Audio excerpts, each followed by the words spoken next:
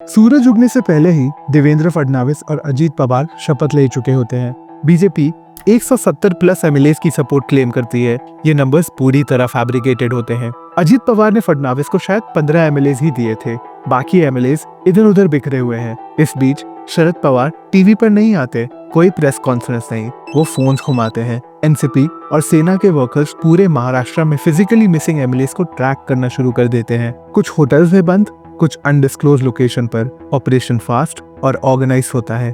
उसी शाम 35 लेजिस्लेटर्स वापस एनसीपी फोल्ड में आ चुके होते हैं, जिनमें से 11 वही होते हैं जो पहले अजीत के साथ गए थे। कई एमएलएस शरद पवार के पैरों में गिरते हैं, माफी मांगते हैं, कस्में खाते हैं कि ये मिसबिहेवियर दोबारा नहीं होगा। फिर Supreme Court of India floor test का ऑर्डर देती है। वही गवर्नमेंट जो सुबह 140 सपोर्टर्स का क्लेम कर रही थी, मेजॉरिटी प्रूव नहीं कर पाती है। फडणवीस रिजाइन कर देते हैं। जब वो 80 घंटे खत्म हुए, शरद पवार के पास वो सब कुछ था जो उन्हें चाहिए था। उनकी बनाई हुई सरकार, प्रेसिडेंट्स रूल खत्म, भतीजा खतरे से बाहर, अजीत पवार फैमिली स्ट्रक्चर में वापस, और सबसे इम्पोर्टेंट, इंडिया का हर पॉलिटिकल प्लेयर के लिए एक मैसेज। शरद पवार उस लेवल पर ऑपरेट करता है जहां बाकी लोग गेम को पढ़ भी नहीं पाते। शरद पवार को समझने के लिए पहले बारामती को समझना जरूरी है। 1940s में बारामती मैप पर बस एक छोटा सा डॉट था, पुणे से करीब 100 किलोमीटर दूर, वेस्टर्न महाराष्ट्र के शुगर बेल्ट के बीच। कम रेनफॉल, कोई खास इंडस्ट्री नहीं, छोटी पॉपुलेशन और एम्बिशंस उससे भी छोटे। आज बारामती महाराष्ट्र के सबसे ज्यादा इरिगेटेड और इंडस्ट्रियलाइज रीजन में से एक है। यहाँ वर्ल्ड क्लास एजुकेशनल इंस्टीट्यूशंस है, बायोटेक्नोलॉजी पार्क्स है और सीडलेस ग्रेप्स, जिनमें से एक वैरायटी का नाम शरद रखा गया है। 1940 के बारामती और आज के बारामती के बीच का फर्क काफी हद तक एक आदमी के वजह से है। शरद गोविंदराव पवार का जन्म 1940 में एक मॉडरेट फैमिली में होता है। उनके पिता गोविंदराव वहाँ कोऑपरेटिव शुगर मिल सेटअप करने में अहम रोल निभाते हैं, और यहीं से यंग शरद के दिमाग में पॉलिटिकल इकोनॉमी का बीज पड़ता है, जो उनकी पूरी जिंदगी डिफाइन करेगा। वो 18 साल की उम्र में कांग्रेस के यूथ विंग ज्वाइन कर लेते हैं। मिड 20s तक वो महाराष्ट्र यूथ कांग्रेस के प्रेसिडेंट बन चुके होते हैं, और 1967 में सिर्फ 27 साल की उम्र में वो अपना पहला इलेक्शन लड़ते हैं। बारामती असेंबली कॉन्स्टिट्यूएंसी से वो जीत जाते हैं और उसके बाद कभी नहीं हारे। 50 सालों से ज्यादा के पॉलिटिकल करियर में बारामती हमेशा उनका रहा। उनके शुरुआती सालों के मेंटर थे यशवंतराव चव्हाण, महाराष्ट्र के पहले चीफ मिनिस्टर, एक ऐसा लीडर जिसे पवार बाद में अपनी जिंदगी के दो सबसे बड़े इन्फ्लुएंसेस में से एक बताते हैं। दूसरी उनकी माँ। चव्हाण के अंदर पवार कांग्रेस के महाराष्ट्र रैंक्स में तेजी से ऊपर बढ़ते हैं, लेकिन यहीं पर शरद पवार को समझने का पहला सबक मिलता है। वो कभी भी किसी के विंग के नीचे ज्यादा देर तक नहीं रहे। महाराष्ट्र और धीरे धीरे पूरे इंडिया को समझ आ जाता है कि शरद पवार किस टाइप के पॉलिटिशियन होने वाले हैं।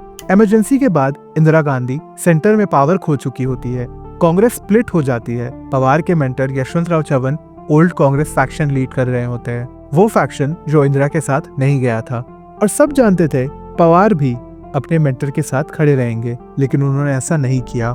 सिर्फ 37 साल की उम्र में शरद पवार 35 कांग्रेस एमएलएस के साथ पार्टी से ब्रेक करते हैं और जनता पार्टी के साथ हाथ मिला लेते हैं, वही पार्टी जिसने इंदिरा गांधी को हराया था। महाराष्ट्र में नई सरकार बनती है और शरद पवार महाराष्ट्र के यंगेस्ट सीएम बन जाते हैं। फिर 1980 आता है। इंदिरा गांधी 350 सीट के साथ वापस पावर में आ जाती है, और सबसे पहले वो पवार की स्टेट गवर्नमेंट को डिसमिस करती है। महाराष्ट्र में प्रेसिडेंट्स रूल लग जाता है, पवार पावर से बाहर हो जाते हैं। उनका गैम्बल फेल हो चुका था, मेंटर छूट चुके थे, मगर वो खत्म नहीं हुए थे।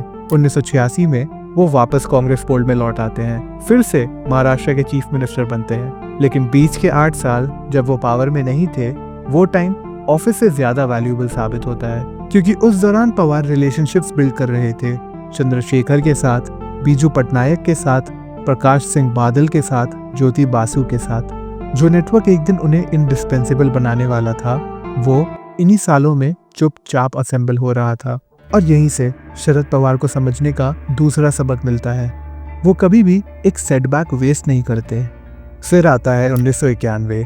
राजीव गांधी कैंपेन ट्रेल पर असैसिनेट हो जाते हैं, कांग्रेस लोकसभा इलेक्शंस जीत जाती है, और पहली बार openly Sharad Pawar prime ministership के लिए अपना हाथ उठाते हैं। उनका मानना था कि उन्होंने ये हक कमाया है। उनके लीडरशिप में महाराष्ट्र ने कांग्रेस के लिए काफी सपोर्ट डिलीवर किया था। राजीव के इनर सर्कल के बाहर वो शायद पार्टी के सबसे केपेबल एडमिनिस्ट्रेटर थे। अपने अर्ली 50s में थे, एक्सपीरियंस, नेशनली वर्क्ड और पॉलिटिकल बैटल्स के लिए रेडी। लेकिन फैसला उनके हक में नहीं गया। प्राइम मिनिस्टर चुने गए पीवी नरसिम्हा राव। बाद में अपनी ऑटोबायोग्राफी में पवार लिखते हैं कि सोनिया गांधी के सपोर्टर्स ने उनके खिलाफ प्राइवेट में कैंपेन चलाई। उन्हें डर था, इसलिए नहीं कि पवार कमजोर थे, बल्कि इसलिए कि वो काफी केपेबल थे। राव ने पवार को डिफेंस मिनिस्टर बना दिया, एक ऐसा पोस्ट जो बाहर से ऑनर लगता है लेकिन अंदर से कंसोलेशन प्राइज जैसा था। पवार ने उसे एक्सेप्ट कर लिया, लेकिन कभी भूले नहीं। लेट 1990s तक शरद पवार नेशनल पॉलिटिक्स में 30 साल बिता चुके होते हैं। वो 4 बार सीएम रह चुके थे, मल्टीपल यूनियन कैबिनेट्स का हिस्सा रहे थे, लोकसभा में लीडर ऑफ ऑपोजिशन भी बन चुके थे और उन्हें पूरा यकीन था प्राइम मिनिस्टर बनना उनका हक है। 1996 से 98 के बीच इंडिया ने 4 अलग प्राइम मिनिस्टर देखे। कांग्रेस का पार्लियामेंट में सीट काउंट कोलैप्स हो चुका था। सीनियर लीडर्स दूसरी फॉर्मेशन की तरफ ड्रिफ्ट कर रहे थे और फिर सोनिया गांधी कांग्रेस प्रेसिडेंट इलेक्ट होती है। उनका कोई ग्रास रूट पॉलिटिकल एक्सपीरियंस नहीं था। वो खुद पॉलिटिक्स में कभी नहीं आना चाहती थी। पवार के नजरिए से सोनिया वो सब कुछ थी जिसके आसपास पार्टी को अपना फ्यूचर बिल्ड नहीं करना चाहिए। और फिर पवार ने एक्ट करने का फैसला किया। मई 1999 में पवार पीए संगमा और तारिक अनवर के साथ कांग्रेस प्रेसिडेंट को एक लेटर लिखते हैं। लेटर का आर्ग्यूमेंट क्लियर था, पार्टी और शायद देश सिर्फ ऐसे व्यक्ति के द्वारा लीड किया जा सकता है जो इंडियन सॉइल पर पैदा हुआ हो। यह सोनिया गांधी की अथॉरिटी पर डायरेक्ट चैलेंज था। जो हुआ वो एक्स्ट्राऑर्डिनरी था। कांग्रेस टूटने के बजाय सोनिया के पीछे रैली कर जाती है। जो लीडर्स प्राइवेट में पवार की बात से सहमत थे, वो पब्लिकली उन्हें डिनाउंस करते हैं। सोनिया गांधी रिजाइन करने का ऑफर देती है। पार्टी उनसे रुकने की भीख मांगता है और अंत में पवार, संगमा और अनवर पार्टी से निकाल दिए जाते हैं। पवार ने गलत हिसाब लगाया था। उन्हें लगा था बाकी लोग फॉलो करेंगे, किसी ने नहीं किया। 4 महीने बाद शरद पवार नेशनलिस्ट कांग्रेस पार्टी का गठन कर देते हैं और यहीं से कहानी अजीब हो जाती है, क्योंकि इन्हीं 4 महीनों के अंदर जो आदमी सोनिया गांधी के फॉरेन ओरिजिन्स के खिलाफ और कांग्रेस से अलग हुआ था, वो सोनिया गांधी की कांग्रेस के साथ महाराष्ट्र चला रहा होता है। और यहीं से शरद पवार को समझने का तीसरा और शायद सबसे इम्पोर्टेंट सबक मिलता है। उनके लिए आइडियोलॉजी एक टूल है, पावर एक गोल है और दोनों को कभी कंफ्यूज नहीं किया जाना चाहिए। 1999 से 2014 तक कांग्रेस एनसीपी अलायंस महाराष्ट्र पर पूरे 15 साल राज करती है। 2004 में जब यूपीए बीजेपी के खिलाफ एक शॉक अपसेट में पावर में आती है, पवार को मनमोहन सिंह की कैबिनेट में एग्रीकल्चर मिनिस्टर बना दिया जाता है। अगले 10 साल थोड़े बहुत वेरिएशंस के साथ ये पोर्टफोलियो उनके पास ही रहता है। यही वो दौर है जब पवार का नाम इंडिया के हर कोने में पहचाने जाने लगा, लेकिन हमेशा सही वजह से नहीं। उन पर आरोप लगते हैं और उनका नाम बिना कभी फॉर्मली चार्ज हुए एक लंबी लिस्ट से जुड़ता है। Wheat procurement, sugar exports, 2G spectrum allocation, Dabhol power plant, land acquisition, cricket administration और पुणे के पास एक प्राइवेट हिल स्टेशन लवासा से। दिल्ली में एक प्रेस कॉन्फ्रेंस के दौरान एक यंग आदमी आगे बढ़ता है और पवार को जोर से थप्पड़ मार देता है। वो पब्लिक में उन्हें चोर चिल्लाता है। पवार कभी भी किसी केस में कन्विक्ट नहीं होते, लेकिन ये सब एक्यूमुलेट होता रहता है और धीरे धीरे एक पब्लिक परसेप्शन बनने लगता है कि पवार की एक्स्ट्राऑर्डिनरी इन्फ्लुएंस एक कीमत पर आती है, कि जो नेटवर्क उन्होंने दशकों में बिल्ड किया वो सिर्फ पॉलिटिकल नहीं, इकोनॉमिक भी है और दोनों को अलग अलग करना नामुमकिन है। फिर भी इन सब के बीच उनकी एक्चुअल पावर कम होने के बजाय और बढ़ती हुई लगती है। नरेंद्र मोदी की भारतीय जनता पार्टी 282 सीट्स के साथ अपने दम पर एक क्लियर मेजॉरिटी ले आती है। कांग्रेस का सत्यानाश हो जाता है। एनसीपी 4 सीट्स पर आ जाती है। इसके बाद आते हैं Maharashtra state elections. Congress NCP alliance fracture हो जाता है। दोनों पार्टीज अलग अलग लड़ने का फैसला करती है और फिर शरद पवार हर किसी को शॉक कर देते हैं। एनसीपी महाराष्ट्र में बीजेपी की माइनॉरिटी गवर्नमेंट को आउटसाइड सपोर्ट दे देती है। इसके साथ ही देवेंद्र फडणवीस स्टेट के पहले बीजेपी चीफ मिनिस्टर बन जाते हैं। कोई कंडीशन नहीं, कोई डिमांड नहीं, सिर्फ अनकंडीशनल सपोर्ट। पवार ने अपने सबसे बड़े राइवल को सीधा बूस्ट दे दिया।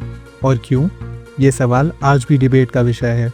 लेकिन एक बात बिल्कुल क्लियर है, 2014 से 2019 के बीच शरद पवार के पॉलिटिकल लाइफ के सबसे मुश्किल साल थे। सेंटर में कोई पावर नहीं, महाराष्ट्र में उनकी पार्टी सेकेंडरी रोल में सिमट चुकी थी और उनकी नेशनल रेलेवेंस, जो हमेशा कोalition पॉलिटिक्स पर टिकी रही थी, बीजेपी की एब्सोल्यूट मेजॉरिटी के सामने गायब होती हुई लग रही थी। इसी दौरान देवेंद्र फडणवीस कहते हैं, the Pawar era is over, वो काफी गलत साबित होने वाले थे। महाराष्ट्र स्टेट इलेक्शन से कुछ ही हफ्तों पहले एनफोर्समेंट डायरेक्टरेट शरद पवार को Maharashtra state cooperative bank scam के मामले में नोटिस इशू करती है। ईडी ने सीधा उन्हें टारगेट किया था। उनकी पार्टी के नंबर्स गिर रहे थे और ज्यादातर पॉलिटिकल एनालिस्ट उन्हें राइट ऑफ कर चुके थे।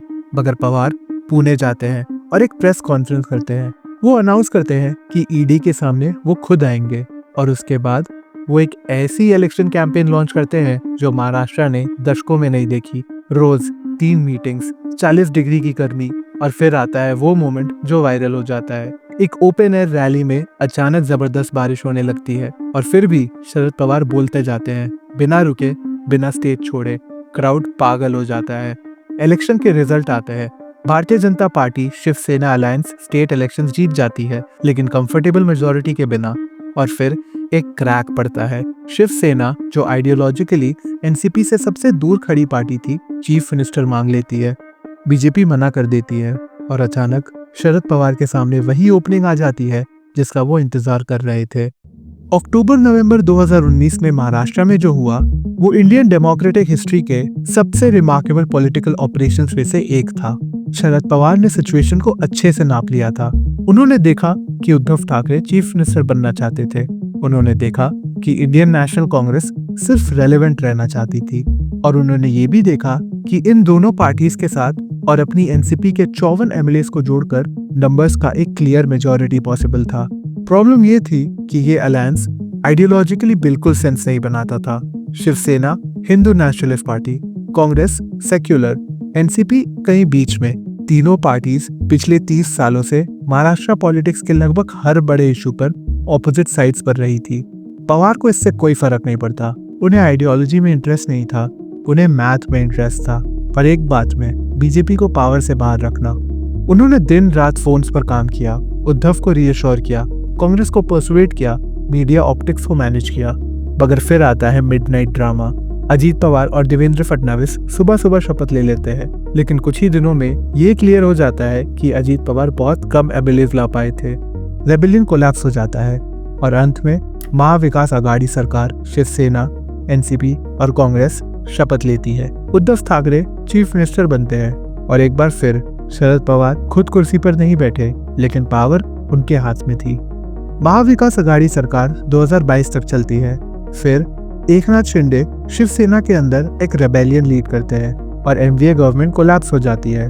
उद्धव ठाकरे पावर से बाहर हो जाते हैं और बीजेपी वापस आ जाती है। शरद पवार ऑपोजिशन में चले जाते हैं। मगर फिर आता है जुलाई 2023। वो चीज जिसका कुछ लोगों को डर था हो जाता है। अजीत पवार एनसीपी के एमएलएस के साथ बीजेपी शिवसेना कोalition गवर्नमेंट ज्वाइन कर लेते हैं। वो खुद डेप्यूटी सीएम बन जाते हैं फिर से, और जो पार्टी शरद पवार ने खुद बनाई थी, जिसे उन्होंने 24 साल तक नर्चर किया था, सब कुछ उनके भतीजे ले जाते हैं। फैमिली स्प्लिट हो चुकी थी। अजीत एक तरफ, सुप्रिया सुले दूसरी तरफ। इसके बाद शरद पवार पार्टी प्रेसिडेंटशिप से स्टेप डाउन कर देते हैं और फिर क्योंकि ये शरद पवार है, वो वापस भी आ जाते हैं पार्टी वर्कर्स के रिक्वेस्ट पर। शरद पवार उस फैक्शन की लीडरशिप वापस लेते हैं जो आज भी उनका नाम अपने टाइटल में रखता है, एनसीपी शरद चंद्र पवार। पावर चली गई थी, पार्टी टूट चुकी थी, लेकिन कहानी अभी खत्म नहीं हुई थी। अजीत पवार अपनी ही वाइफ सुमित्रा पवार को फील करते हैं सुप्रिया सुले के खिलाफ। ये कॉन्टेस्ट दो औरतों के बीच नहीं, चाचा और भतीजे के बीच था। उस आदमी के बीच जिसने कुछ बनाया था और उस आदमी के बीच जिसने कुछ लेने की कोशिश की थी। सुप्रिया सुले जीत जाती है 1,50,000 से ज्यादा वोट्स के मार्जिन से। मैसेज बिल्कुल क्लियर था। अजीत पवार पार्टी का नाम ले सकते थे, सिंबल ले सकते थे, एमएलएस ले सकते थे, लेकिन लोग शरद पवार के ही रहेंगे। पार्लियामेंट में शरद पवार के फैक्शन के 8 एमपीज होते हैं, अजीत पवार के फैक्शन से सिर्फ एक। 84 साल की उम्र में शरद पवार पॉलिटिकल एक्सटिंक्शन के बिल्कुल किनारे तक आ चुके थे और फिर भी उन्होंने पलंग झपकने से इनकार कर दिया। लेकिन ये कहानी जीत के साथ खत्म नहीं होती। महाराष्ट्र में 29 शहरों में म्यूनिसिपल कॉर्पोरेशन इलेक्शंस होते हैं। एनसीपी-एसपी 36 सीट्स जीत पाती है और फिर अजीत पवार की मौत हो जाती है। दो एनसीपी फैक्शंस के बीच जो मर्जर टॉक्स चुपचाप आगे बढ़ रही थी, अचानक कोलैप्स हो जाती है। शरद पवार पब्लिकली इस प्रोसेस से डिस्टेंस बना लेते हैं। वो आदमी जो हमेशा सब कुछ जानता था, जिसके पास हमेशा एक प्लान होता था, अब पहली बार जेन्युइनली अनश्योर था कि आगे का रास्ता कहा जाता है। 1967 बारामती से 27 साल का एक नौजवान अपना पहला इलेक्शन जीतता है और वहां से एक ऐसी पॉलिटिकल जर्नी शुरू होती है जो आधी सदी से ज्यादा चलेगी। वो कभी प्राइम मिनिस्टर नहीं बने, कभी अपनी पार्टी को एब्सोल्यूट मेजॉरिटी नहीं दिलाई, और फिर भी अगर सवाल उठे कि सबसे influential non prime ministerial figure कौन था, तो ज्यादातर लोग एक ही नाम लेंगे, शरद पवार, इंडिया के ग्रेटेस्ट किंग मेकर।